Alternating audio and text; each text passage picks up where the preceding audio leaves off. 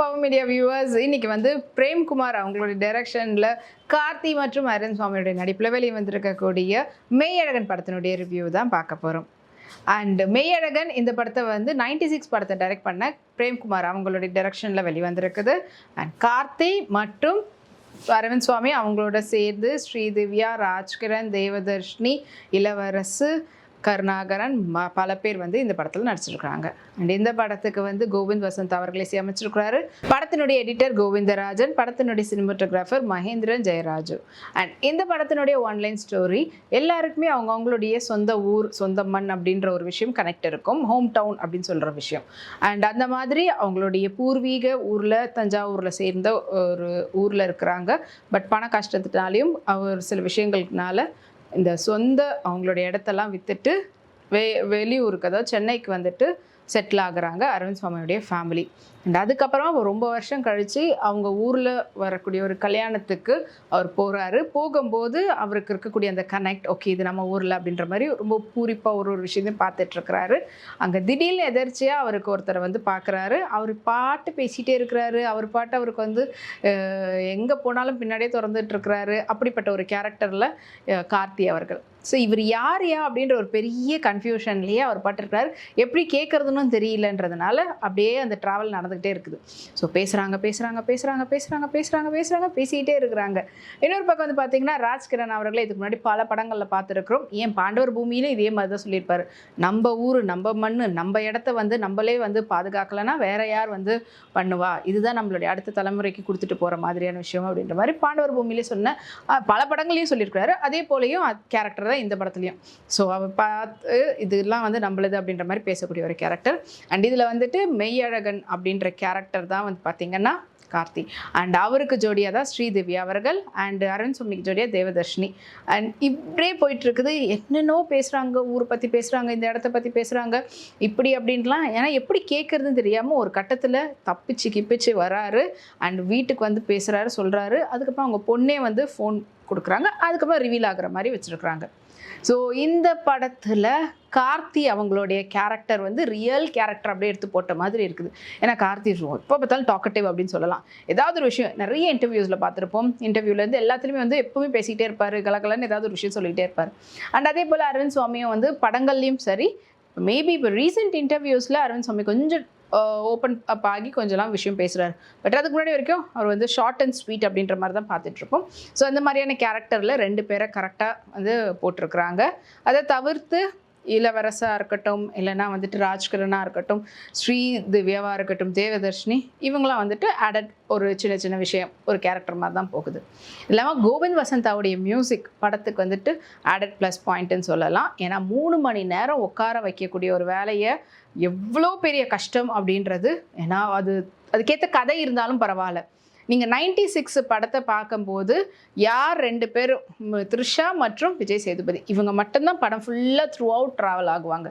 அதே போல் தான் இந்த படத்துலேயும் வந்து கார்த்தி மற்றும் அரவிந்த் சுவாமி அவங்க 2 பேர் மட்டும்தான் த்ரூ அவுட் அப்படி ட்ராவல் ஆகுறாங்க. அவங்க ஃபர்ஸ்ட் ஹாஃப் வந்து ஓரளவு அப்படி நல்லா இன்ட்ரெஸ்டிங்காக கொஞ்சம் அப்படி சூதிங்காக ஓகே அப்படின்ற மாதிரி போச்சு. செகண்ட் ஹாஃப் வந்து போகுது.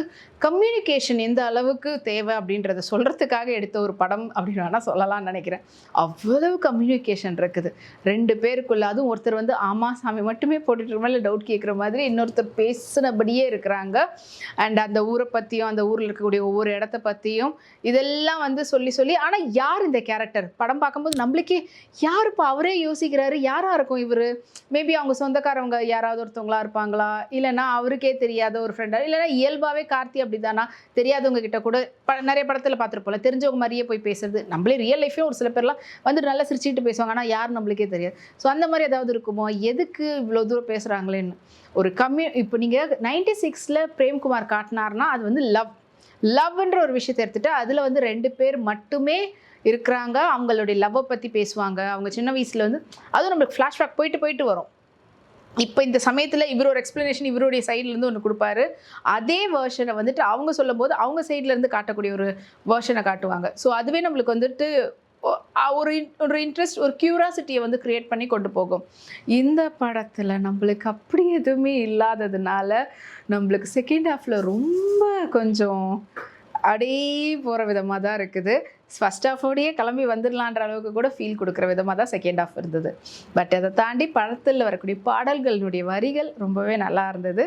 நேதா அவர்களுடைய வரிகள், காதலின் அடர்த்தியை செல்லுலாய்டில் வடிப்பதில் கை தேர்ந்தவர் கவிஞர் கார்த்திக் நேதா அவர்கள். அவருடைய பாடல் வரிகள் இந்த படத்துக்கு இன்னொரு ஆடட் ப்ளஸ் பாயிண்ட்டாக இருக்குது.